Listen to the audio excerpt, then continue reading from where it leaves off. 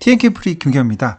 현대자동차하고 테슬라하고 전기차 보조금을 가져가기 위한 경쟁이 치열해지고 있습니다. 2021년 상반기 보조금이 거의 다 고갈되어 가고 있는 상황인데요. 이 치열한 가운데 아이오닉 5를 지금까지 보아왔는데 이 보아온 저 개인적인 느낌을 전하고자 합니다. 외형 컬러가 한 9가지 정도인데요. 제가 본 외형 컬러로 들자면 그래비티 골드 매트, 이게 무광 컬러예요. 디지털 틸 그린 펄, 아트라스 화이트, 이렇게 실제로 제가 직접 본 것 같습니다. 전 개인적으로 흰색이 제일 마음에 들기는 합니다. 블랙 화이트 이렇게 대조가 되는 흰색이어서 그렇고요. 또 다른 색깔로는 그래비티 골드 매트인데요. 이 색상이 되게 은은한 색상이에요. 외부에서 보면은 거의 실버 색깔 같은데 빛이 비치거나 하면 골드 빛이 나는 그런 건데 상당히 괜찮을 것 같기도 합니다. 아이오닉 5를 먼저 보면 차량 크기는 상당히 큽니다. 물론 절대적으로 크다는 얘기가 아니고요. 코나 전기차에 비해서 상대적으로 크다고 할 수 있겠습니다. 여기 보시면 차량 비교해봐도 구형 모하비하고 비교해봐도 폭은 하나도 꿀리지 않아요. 그리고 차 길이나 이런 것도 괜찮고 실내 공간도 굉장히 넓습니다. 코나 EV, 코나 전기차 타보신 부분 2열 공간 굉장히 좁습니다. 트렁크 공간 좁습니다. 그것에 비해서 아이오닉 5는 굉장히 큰 차라고 얘기할 수 있겠습니다. 범퍼에 있는 히든 램프가 굉장히 인상적이긴 했는데요. 제가 야간에 주행하는 아이오닉 5를 봤는데 그렇게 이 범퍼에 있는 히든 램프가 큰 역할을 하지 못하는 것 같아요. 눈에 잘 띄지도 않고 달릴 때 거의 보이지 않아요. 실용성이 좀 떨어진 것 같고 또 사고 났을 때 이 범퍼 가격이 만만치 않을 것 같아서 그다지 실용적이지는 않을 것으로 보입니다. 그러면 재원을 먼저 보고 주행거리가 요새 말이 많은데요. 이 주행거리에 대해서 잠시 왜 주행거리가 안 나오는지 살펴보도록 하겠습니다. 상대적으로 테슬라에 비해서 주행거리가 적게 나온 것은 사실입니다. 그런데 기존의 코나 전기차에 비해서 적게 나왔다고 말할 수는 없을 것 같아요. 익스클루시브 그리고 프레스티로 나눠져 있고 롱레인지고 이륜이냐 올휠 드라이브냐 다른데 429에서 370km까지 주행거리가 아주 차이가 많이 납니다. 그러면 코나 전기차하고 좀 비교를 해보도록 할게요. 먼저 공차 중량을 좀 비교해 보도록 하겠습니다. 코나 전기차 같은 경우는 지금 17인치가 휠이 끼워져 있어요. 반면에 아이오닉은 가장 적은 게 19인치예요. 이 후륜구동하고만 비교해 봐도 무게 차이가 벌써 공차 중량이 265kg에 나요. 그러면 다른 모델들, 다른 트림들하고 또 비교해 보도록 할게요. 보시면은 가장 가벼운 게 1920kg인데요. 롱레인지고 익스클루시브이고 빌트인 캠이 적용이 안 된 이륜구동입니다. 235km의 공차 중량 차이가 납니다. 코나 전기차하고요. 그리고 가장 무게가 많이 난 2060kg하고 비교했을 때는 무려 375kg이 차이가 납니다. 성인 무게가 80kg이라고 가정을 한다면은 거의 4명의 성인이 차에 가득 타고 주행하는 모습이라고 볼 수 있어요. 이렇게 무겁기 때문에 전비가 잘 나올 수가 없고 거기에 따라서 배터리 용량이 좀 늘기는 했지만 주행 가는 거리가 그렇게 크게 나올 수 없는 게 요것을 보면 알 수 있겠습니다. 그러면 요 표로 다시 정리해 봤어요. 배터리 용량이 코나 전기차는 64, 그리고 일반형을 제외하고 아이오닉 롱레인지가 72.6이에요. 정확히 얘기하면 8.6kWh가 배터리 용량이 증가했어요. 보시면 배터리 무게는 거의 변화가 없어요. 거의 5kg 차이밖에 안 나죠. 따라서 배터리 용량이 늘었어도 배터리 무게는 큰 차이가 지금 없는 상태가 되겠습니다. 그러면 왜 이렇게 차량 무게가 무겁냐? 결국 아이오닉 5가 채택하고 있는 전기차 전용 플랫폼 이 GMP 자체가 무겁다, 이렇게 평가하면 될 것 같습니다. 그래서 이 GMP 자체가 무겁기 때문에 전비 주행 가는 거리가 잘 나올 수가 없는 게 되겠죠. 이거 무게를 더 줄여야 된다고 개인적으로 생각하고 있습니다. 다음은 이륜구동하고 사륜구동 차이점을 좀 볼 건데요. 사륜구동 하면 올휠 드라이브 되면 모터 앞에 하나만 넣으면 되지 않냐 이렇게 생각하시는데 그렇지는 않습니다. 이게 이륜구동 차량 구조고요. 여기에 사륜구동 구조가 되겠습니다. 보시면은 그냥 모터만 딸랑 있는 게 아니고 모터에 따른 감속기에서 모듈화된 거고 그 위에 인버터가 들어가고 고압 정션 박스가 들어갑니다. 거기에 따른 또 케이블이나 이런 것들이 들어가기 때문에 무게는 모터가 하나가 증가했다고 하지만 무게는 상대적으로 더 많이 늘어난다고 보면 될 것 같습니다. 그리고 보증기간을 잘 모르고 넘어가는데요. 보증기간 확인하고 넘어가는 게 좋겠습니다. 건전지는 10년 또는 20만 킬로미터고 충전기 전동기는 10년 또는 16만 킬로미터가 되겠습니다. 그리고 주행거리도 옆에 같이 보시면 될 것 같아요. 특징은 상온일 때하고 저온일 때인데 온도 차이가 나죠. 겨울에 주행 복합이 405에서 354로 약 50km 정도가 더 감소가 되는 걸 볼 수 있겠습니다. 지금 보고 있는 모델은 2륜이고 20인치 휠이 끼어져 있는 모델이 되겠습니다. 아이오닉5를 보고 나서 제일 아쉬웠던 점이 차량의 비율이에요. 차량 실내 공간을 넓히다 보니까 휠 베이스를 크게 하다 보니까 이쪽에 보시면은 뒷부분 트렁크 공간이 C필러 뒤쪽이 되게 좁아졌어요. 그러다 보니까 적재 공간이 확실히 적어요.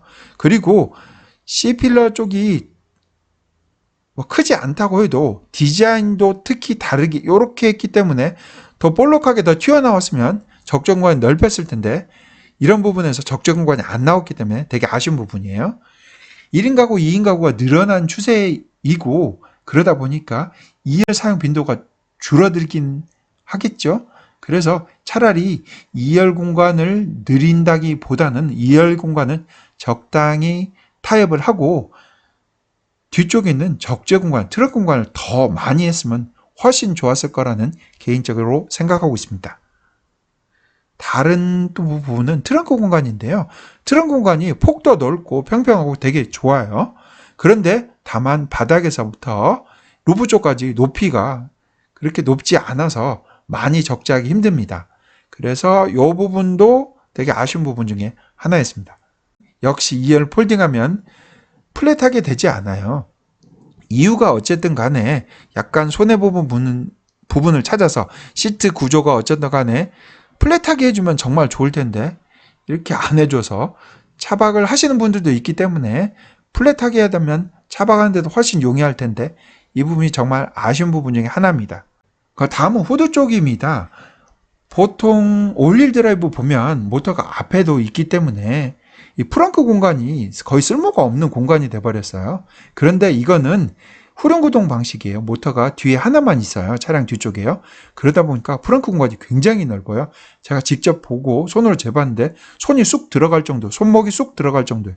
약 20cm에서 25cm 정도 깊이를 가지고 있는 제법 적은 가방, 시장 가방들은 하나 푹 들어갈 정도로 굉장히 큰 공간이 나오고 이 안에 라이트도 있어요. 이쪽 안쪽에 보면 불도 켜지니까 상당히 유용하게 쓸 수 있습니다. 후드에서 보면 두 개의 색깔의 냉각수가 있는데요. 각각 쓰임새가 달라요. 빨간 거는 모터 냉각을 위한 거고 요즘 파란 색깔 보면은 파란 색깔은 배터리 냉각을 위한 거예요. 뚜껑에도 표시가 다르기 때문에 여기 엔지니어가 있는 것 같은 서비스하는 사람의 AS맨이 있는 것 같은 게 이게 배터리 냉각이에요. 위에 거 같은 경우는 모터 냉각은 뜨겁다고 돼 있죠. 손 대신 화상 조심하라고 돼 있죠. 이거는 열을 식히는 거고 요거는 전도율을 낮게 하는 거예요. 배터리에서 감전되지 않기. 전도율을 낮게 하기 위한 냉각수니까 그 용도를 알아주시면 좋을 것 같아요.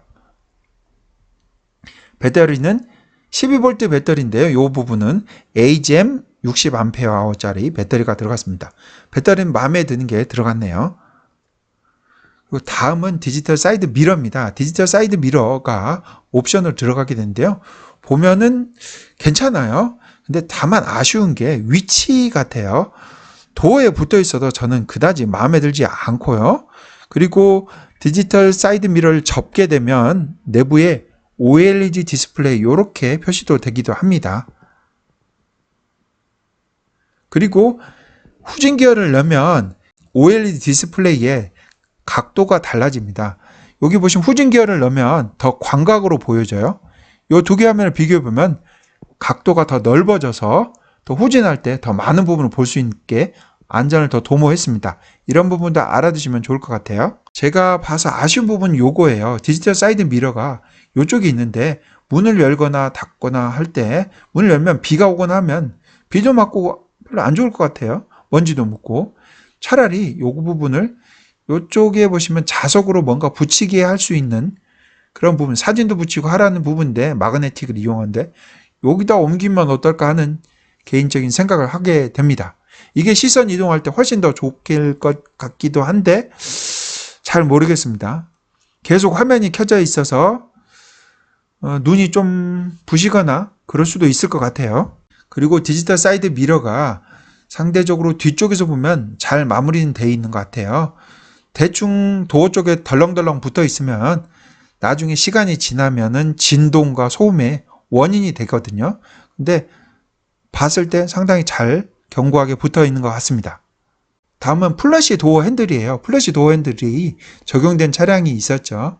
현대 넥소 수수차가 있었는데요. 그거하고 좀 더 다른 방식이고 요게 전동으로 동작하게 되는데 안 될 때는 여기 앞에 이렇게 손가락을 꼭 누르시고 안쪽에 보면 키를 꽂을 수 있는 부분이 있어요. 꽂고 돌려서 수동으로 여실 수도 있습니다. V2L이라고 외부에서 220V 전기를 마음껏 쓸 수 있는 부분이에요.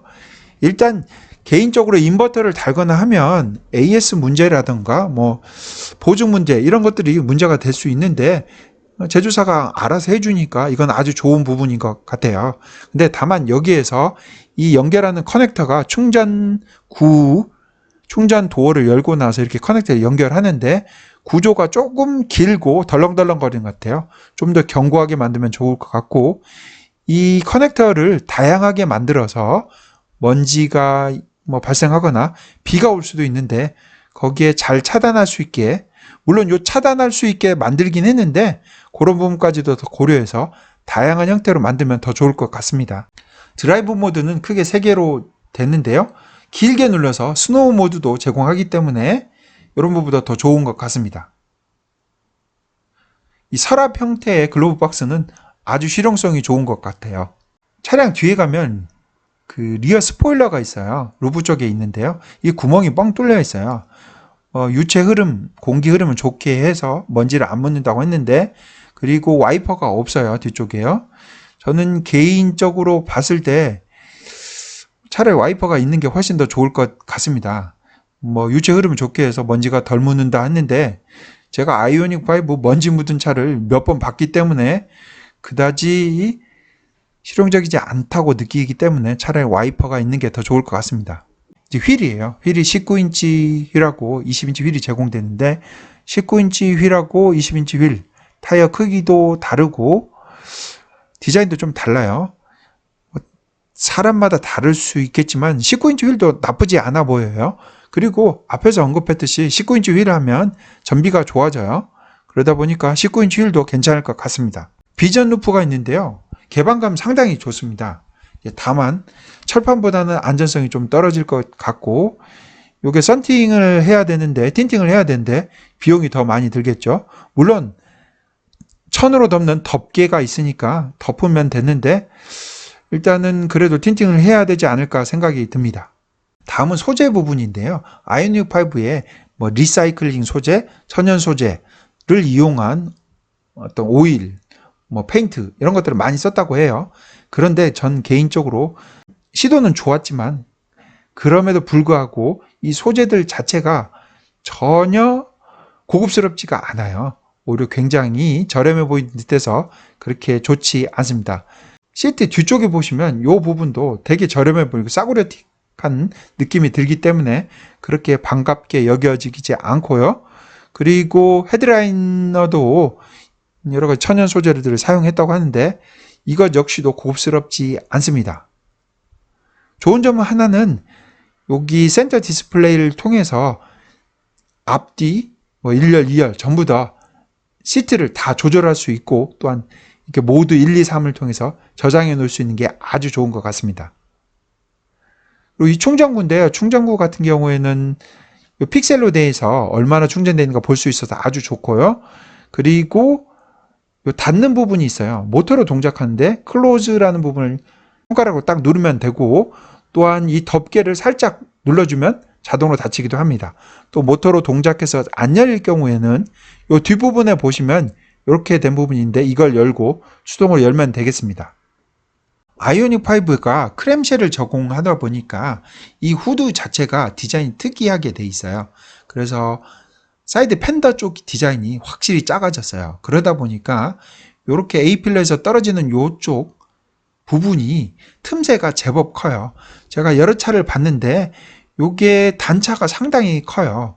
마감 상태가 좋지 않을 것 같고 이게 견고하지도 않을 것 같고 해서 이런 부분은 구매할 때 잘 보고 구매하시는 게 좋을 것 같습니다.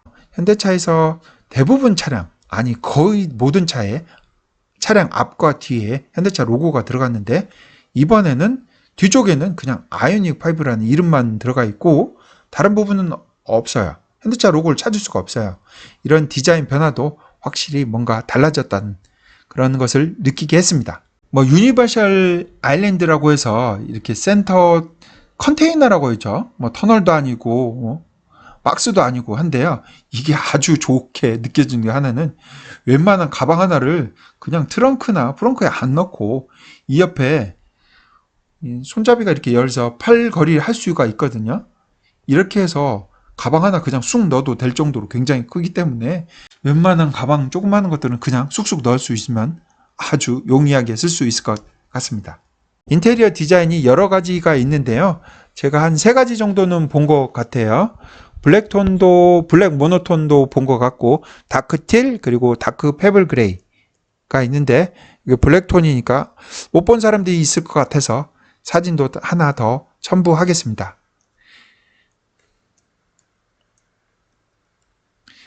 이렇게 아이오닉 5를 잠시 살펴봤습니다. 감사합니다.